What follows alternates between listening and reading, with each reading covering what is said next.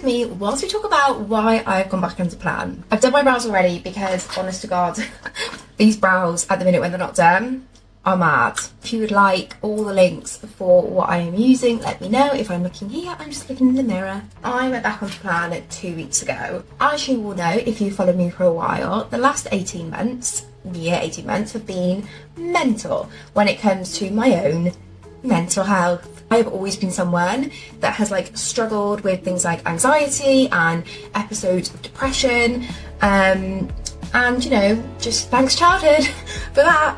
But I think this year it all kind of came to a head, and I really felt like this year was kind of laid out the way it was laid out because I was meant to kind of have this kind of discovery or acceptance of who I was, which sounds so deep. But I'm such a believer in that the universe makes things happen at certain times, and I have to believe that the universe made this year the way it did because there was some growth plan on the horizon. I have a condition called PMDD, which is awful. It's so hard to deal with, and if you don't know what it is, you can look it up. I will tag a couple of pages and resources that I have used that can give you more information. But anyway, PMDD is the bane of my life, and until my ovaries just decide that they want to stop overing, it's something I'm going to deal with. I have PMDD, and for that I was given sertraline about 18 months, 2 years ago now, to start taking. And over the period of that 18 months, I've had my dosage increased, and it still really has done nothing. However, what it did do is make me gain weight. They made my appetite uncontrollable. My appetite was pretty on point. Since I'd lost weight, obviously I lost 12 stone from my heaviest to kind of where I was in September 2021, and I maintained that really easily. I found the way of eating that worked for me. I could manage my appetite really well. I didn't have these massive sugar cravings, which I'd always had before. Life was good.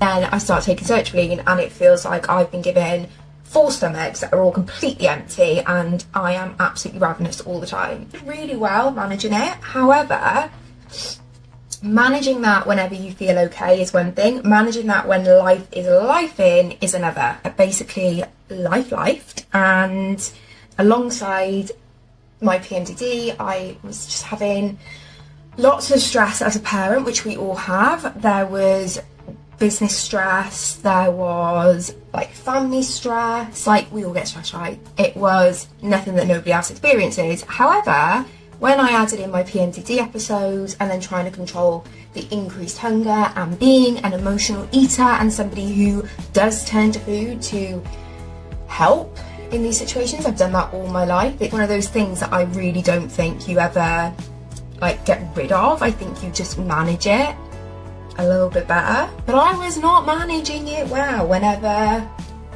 all of this was going on. It wasn't overnight I put weight on. It's been really, really gradual, and I always had a stone that I would let myself play with when it came to my weight, which is what I had, and then that kind of started going up a bit more, and I was okay, I'm okay with that, it is what it is. I feel this is what's going to happen whilst I'm managing the best I can. And then it went up a little bit more, and we're talking a couple of pounds, every couple of months, a couple of pounds, and then it would it'd be okay, and then a couple of pounds, and then I'd be okay, and then a couple more pounds, and I'd be what is happening? And one day, I couldn't even really tell you why this happened, but I was recording a podcast with Jem, and she literally came on to record, and I just basically broke down, and I was I just feel I've got no control over food anymore. This has been building and building and building, and it's got to a place now where I just feel I'm not controlling it. And if I'm honest, I've probably felt I'm not controlling it for the last couple of months. I've just wanted to be in denial, acting when this happens it will get better, when this happens it will get better, but the reality of it was it just wasn't getting better. And yeah, as a result, my weight had gone up as well, which, I mean, it wasn't the end of the world. Like, I didn't look at myself and I was like, I hate how I look or anything like that, but I hated how my relationship with food was. I had weight I wanted to lose, but that weight was in my mind, not necessarily on my body. And obviously over the last couple of years, I have had several skin removal surgeries. So whilst the weight had gone up, if anything, I was happier with my body than I'd ever been. Like all my clothes were still the same, like my clothes size. It was just like a couple of things. Maybe I was buying a clothes size bigger, which there's nothing wrong with. And like, that in itself wouldn't make me be like, oh my God, you need to like do something drastic.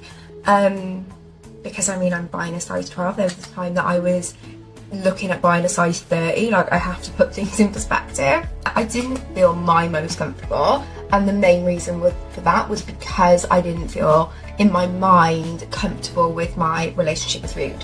What that meant was I had to do something about it.